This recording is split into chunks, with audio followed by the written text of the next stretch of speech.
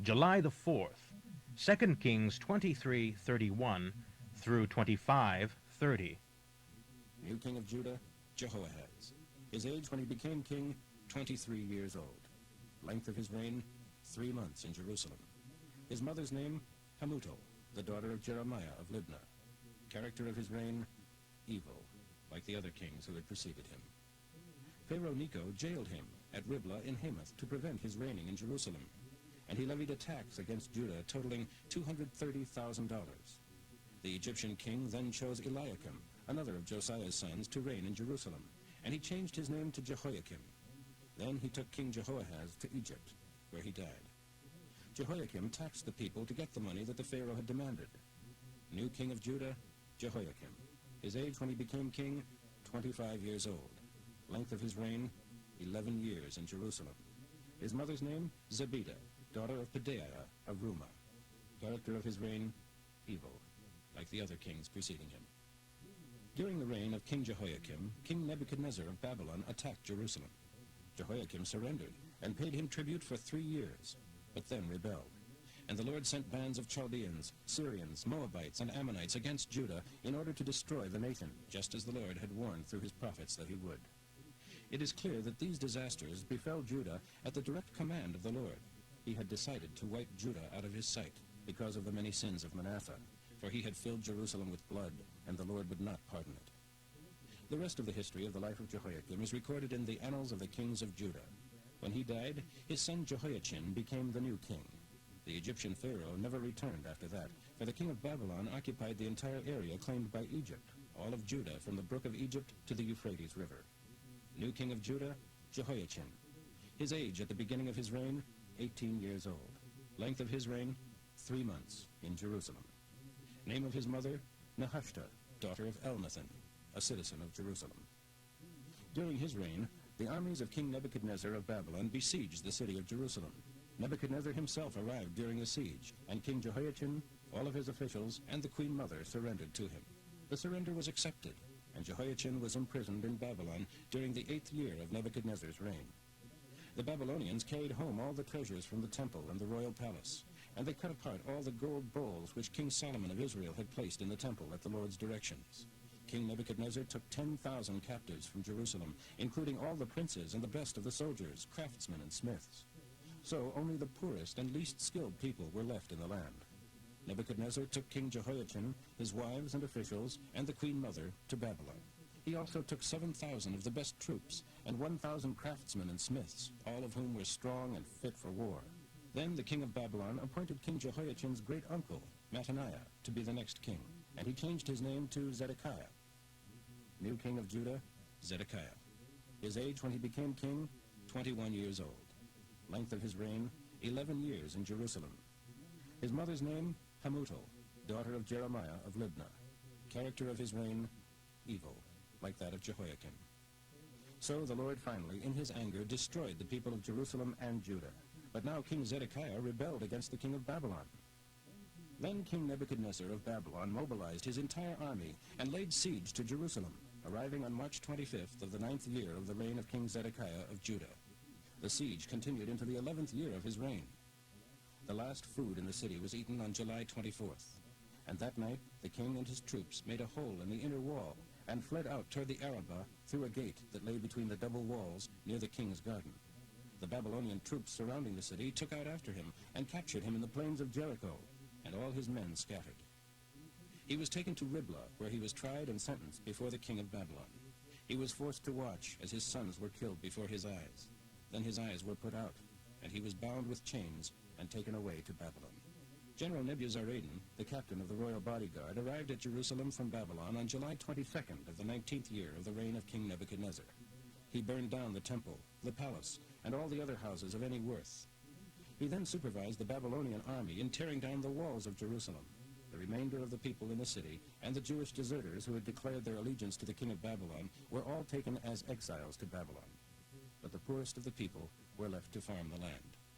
The Babylonians broke up the bronze pillars of the temple and the bronze tank and its bases and carried all the bronze to Babylon. They also took all the pots, shovels, fire pans, snuffers, spoons, and other bronze instruments used for the sacrifices. The gold and silver bowls, with all the rest of the gold and silver, were melted down to bullion. It was impossible to estimate the weight of the two pillars and the great tank and its bases, all made for the temple by King Solomon, because they were so heavy. Each pillar was 27 feet high, with an intricate bronze network of pomegranates decorating the 4.5-foot capitals at the tops of the pillars. The general took Seraiah, the chief priest, his assistant Zephaniah, and the 3 temple guards to Babylon as captives. A commander of the army of Judah, the chief recruiting officer, 5 of the king's counselors, and 60 farmers, all of whom were discovered hiding in the city, were taken by General Nebuzaradan to the king of Babylon at Riblah, where they were put to the sword and died. So Judah was exiled from its land. Then King Nebuchadnezzar appointed Gedaliah, the son of Ahikam and grandson of Shaphan, as governor over the people left in Judah. When the Israeli guerrilla forces learned that the king of Babylon had appointed Gedaliah as governor, some of these underground leaders and their men joined him at Mizpah. These included Ishmael, the son of Nethaniah, Johanan, the son of Kareah, Seraiah, the son of Tanumeth the Netophathite, and Jaazaniah, son of Maacathite, and their men. Gedaliah vowed that if they would give themselves up and submit to the Babylonians, they would be allowed to live in the land and would not be exiled. But 7 months later, Ishmael, who was a member of the royal line, went to Mizpah with 10 men and killed Gedaliah and his court, both the Jews and the Babylonians. Then all the men of Judah and the guerrilla leaders fled in panic to Egypt, for they were afraid of what the Babylonians would do to them. King Jehoiachin was released from prison on the 27th day of the last month of the 37th year of his captivity. This occurred during the first year of the reign of King Evil-Merodach of Babylon. He treated Jehoiachin kindly and gave him preferential treatment over all the other kings who were being held as prisoners in Babylon. Jehoiachin was given civilian clothing to replace his prison garb, and for as long as he lived, he ate regularly at the king's table. The king also gave him a daily cash allowance for the rest of his life.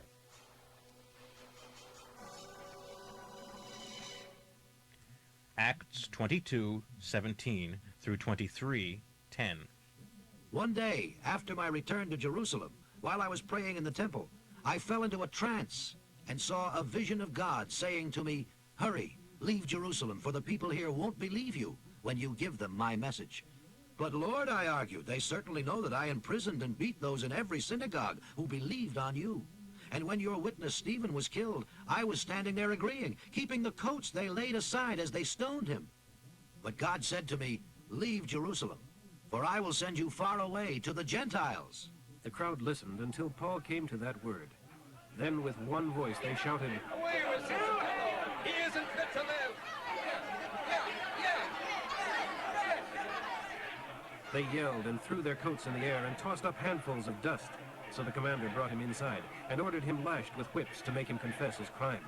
He wanted to find out why the crowd had become so furious. As they tied Paul down to lash him, Paul said to an officer standing there, "Is it legal for you to whip a Roman citizen who hasn't even been tried?" The officer went to the commander and asked, "What are you doing? This man is a Roman citizen." So the commander went over and asked Paul, "Tell me, are you a Roman citizen?" "Yes, I certainly am. "I am too, and it cost me plenty." But I am a citizen by birth." The soldiers standing ready to lash him quickly disappeared when they heard Paul was a Roman citizen, and the commander was frightened because he had ordered him bound and whipped.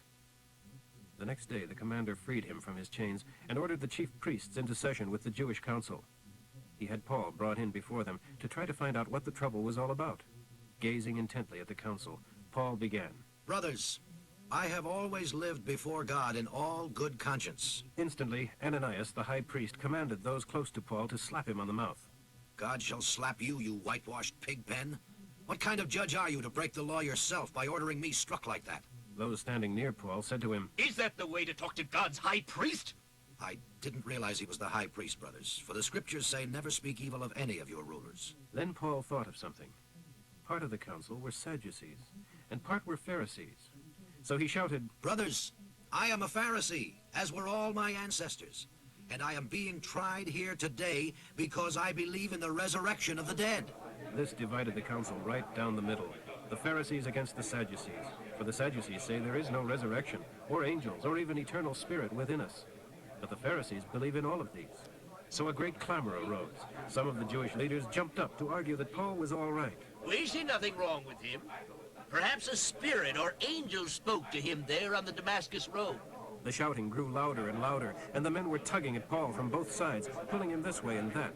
Finally, the commander, fearing they would tear him apart, ordered his soldiers to take him away from them by force and bring him back to the armory. Proverbs for today, 18:13. What a shame. Yes, how stupid to decide before knowing the facts.